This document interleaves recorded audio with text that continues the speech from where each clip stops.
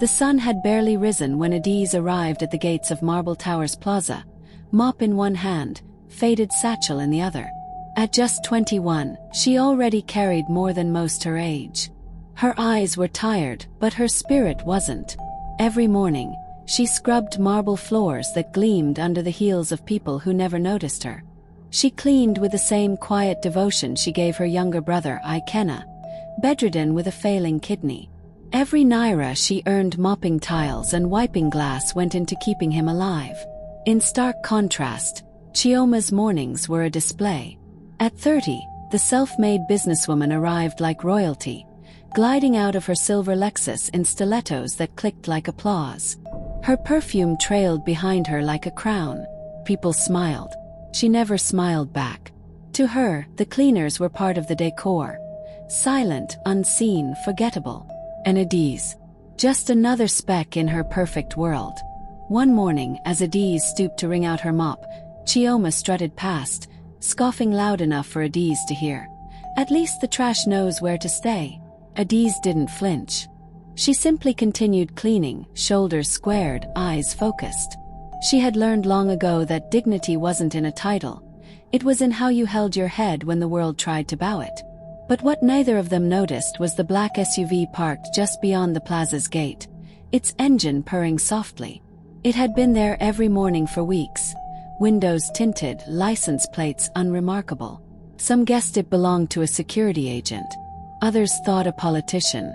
But inside, someone was watching. Every move, every word, every sneer and every struggle. And that someone was about to change everything. Rain drizzled from the dull gray sky, drumming lightly on the pavement as Adiz swept the slick sidewalk in front of Marble Towers Plaza. Her faded blue uniform clung to her skin, damp and wrinkled, the hem stained with dust. She worked with quiet precision, her old rubber slippers sliding slightly on the wet ground. Most people rushed by with umbrellas and briefcases, barely sparing her a glance. She didn't mind. It was just another morning, until the sharp roar of an engine pierced the calm. Chioma's silver Lexus came tearing around the corner like it owned the road. The tires sliced through a deep puddle by the curb, launching a wave of thick brown mud that smacked straight into Adiz. The filthy splash drenched her from chest to ankle, soaking her uniform and coating her face and hair. A chorus of gasps echoed nearby. Guards, receptionists, even a few early bird clients froze. But none of them moved. The Lexus screeched to a stop a few meters ahead. The window rolled down slowly, revealing Chioma in full glamour, lips curled in a smirk. Her makeup was flawless, her voice venom-sweet. "Next time, try being invisible," she sneered. Adiz stood motionless, shoulders trembling slightly. She didn't cry. She didn't shout. She simply lowered her head, wiped the mud from her eyes with the edge of her sleeve, and quietly returned to her sweeping. Around her, the silence was loud. Some averted their eyes. Others whispered. No one helped. But a few yards away, just beyond the line of parked cars, the black SUV sat still, its engine humming low like a predator's breath. For the first time in weeks, the tinted window creaked open just an inch. From the shadows inside, a pair of eyes locked onto Chioma's face, and then slowly turned to Adiz. Something had been set in motion, and neither woman had the faintest idea. Adiz stood in the janitor's closet, teeth chattering as she peeled off her mud-soaked uniform. She changed into the only spare she had, worn thin at the sleeves and slightly tighter from too many washes. Her heart was pounding, not from the cold, but from the time. Visiting hours at the hospital were almost over. She grabbed her nylon bag and dashed out, rain still trickling from the rooftops. By the time she got to the hospital, her chest burned from the sprint. The nurse at the front desk gave her a sharp glare. "You're late again, Adiz. He's been asking for you." "I'm sorry," she panted, gripping the counter. "Please, just let me see him." Inside the dim room, Ikenna lay curled on the hospital bed, his tiny frame thinner than the week before. Tubes snaked from his arms, and his breathing was shallow. "Dee," he whispered, eyes fluttering open. "You came." That was it. Dee's broke. She slumped beside his bed, clutching his frail hand as tears fell freely. "I'm so sorry, Ikenna. I'm trying. I'm really trying." Her mind drifted, back to the hospital ward 3 years ago, where her mother had pulled her close and whispered, "Swear to me, Adiz. You'll protect him. No matter what." She had nodded through tears. And she meant it. Miles away, in a chandelier-lit ballroom draped in gold, Chioma swirled wine in her glass. Surrounded by Lagos elites, she chuckled loudly. Honestly, you should have seen the look on her face. Cleaner, covered in mud. I did her a favor. Few people laughed nervously. One man didn't. In the corner, dressed in a dark tailored suit, a stranger watched Chioma carefully, expression unreadable, drink untouched. He had just found the cleaner girl. And he wasn't laughing. The rain had stopped, but the air still hung heavy with morning mist. As staff trickled into Marble Towers Plaza, few noticed the familiar black SUV pull up once more, parking in its usual unmarked corner. But today was different. Today, the tinted window slid down with a soft mechanical sigh. Inside sat Mr. Kenneth Cole, early 40s, clean-shaven, sharp-eyed, draped in a charcoal blazer with a quiet power that didn't need to announce itself. Billionaire real estate mogul, owner of half the properties on that street. And yet, in that moment, his full attention was on a mud-stained memory. He had seen everything the day before. Not just the splash, but the way Adiz didn't react.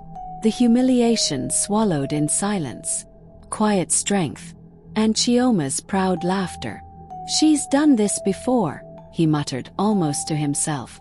Entitlement rots character. Beside him, his assistant Martha tapped something on her tablet. "Should I call for security action, sir?" Kenneth shook his head slowly. "No, not yet.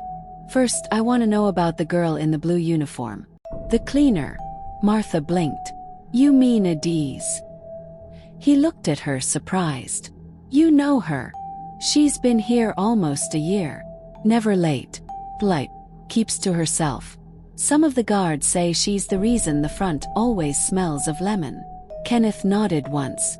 "Bring her to my office. Today." Meanwhile, Adiz was scrubbing the base of the front pillars when a uniformed messenger tapped her shoulder. "You've been summoned to the CEO's office."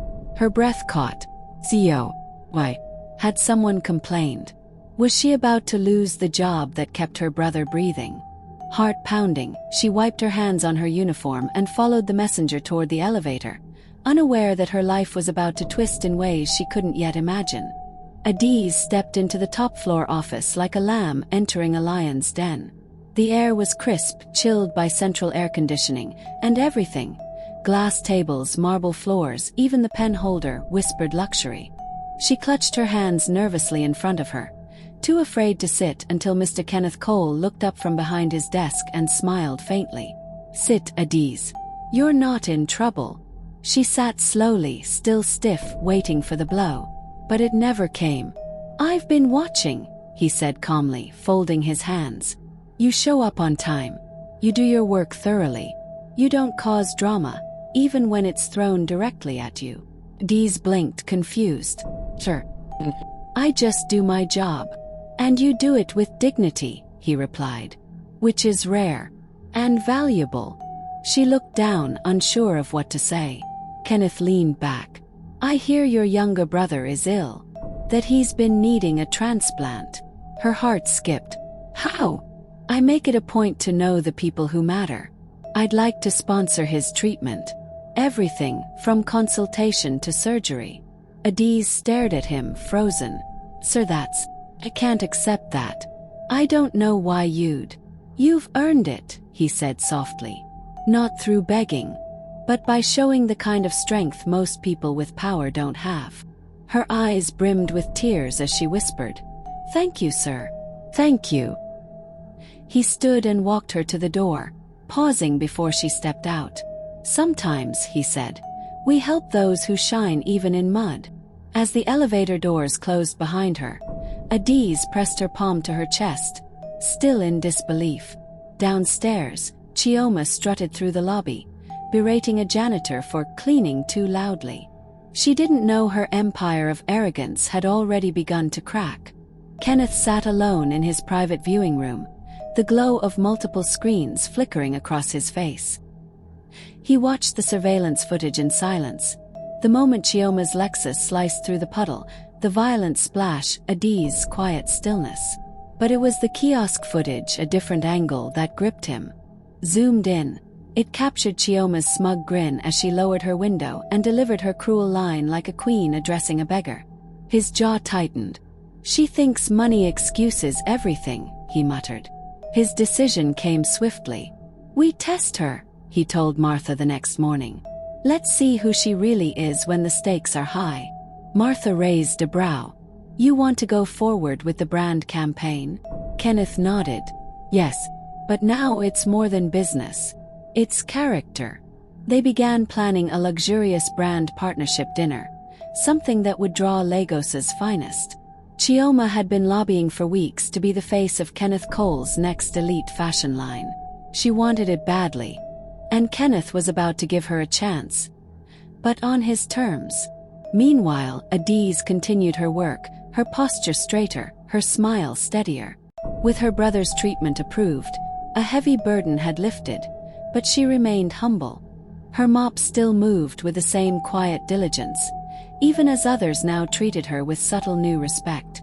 What she didn't know was that she was no longer just a cleaner. She was part of something brewing beneath polished marble floors. Martha, as instructed, made casual conversation with Chioma at the cafe downstairs. "They say someone powerful has been watching the staff lately," she said lightly, sipping her espresso. "Noticing things. Little things. Like how people treat others when they think no one's looking." Chioma laughed, tossing her curls. "Well, I've got nothing to hide." Martha smiled thinly. "Let's hope so. He sees everything." The black and gold envelope arrived at Chioma's office like a promise wrapped in velvet. She snatched it from her assistant's hand, reading the embossed gold lettering aloud. "Exclusive shortlisting dinner. Kenneth Cole Luxury Brand Partnership." Her smile widened. Finally. All her efforts, all the name-dropping, the strategic selfies with influencers, the veiled threats, about to pay off. By 7 p.m., she swept into the grand banquet hall at the top of marble towers like a storm of perfume and ego. Her crimson gown shimmered beneath the chandeliers, her diamonds loud enough to speak for her. "You see," she whispered to her table mate, "Kenneth knows class when he sees it." Meanwhile, behind the scenes, Adiz stood nervously by the catering line in a crisp white shirt and apron. She had been reassigned to the event for extra pay. To her it was just another job. She didn't know who was coming or why. She certainly didn't expect to be breathing the same air as Chioma again. As she moved from table to table with a tray of fruit cocktails, Chioma barely glanced at her. Then, with a wrinkle of her nose, she sneered, "Why do they let ugly help into elite spaces now?" She laughed under her breath and turned away, sipping champagne. Adiz froze for a moment, pain flickering in her eyes. But she said nothing, just kept moving. At exactly 8 p.m., the lights dimmed. Kenneth Cole rose from his table and took the microphone. "Tonight," he said, "is about more than partnerships. It's about people, and how we treat them, especially when we think no one's watching." He nodded to his assistant. The screen lit up. A video began to play. Chioma's Lexus. A splash. The mud. Dee's stunned face. Chioma's voice. "Try being invisible." Gasps echoed through the hall. Glasses clinked to a halt. Heads turned. Murmurs erupted. Chioma's smile faded. Her glass slipped slightly in her hand. Across the room, Kenneth's voice rang out again, calm and sharp. "Dignity," he said, "matters more than designer heels." And in that moment, the room saw exactly who Chioma was.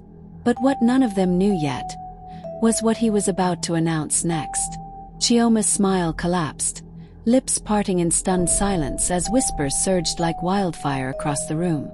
Faces turned, some shocked, others smugly satisfied. Her fingers clenched around her wine glass, knuckles pale. Kenneth stepped forward, voice calm yet slicing through the tension like a blade. Now you understand why the face of my brand must reflect true beauty, not cruelty.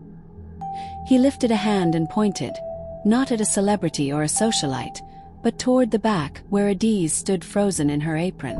All eyes followed. Thoma's jaw dropped. Adiz's breath caught, then fade to black. To be continued. Make sure to subscribe to the channel and turn on the notification bell so you'll be the first to know when part 2 drops. You won't want to miss what happens next.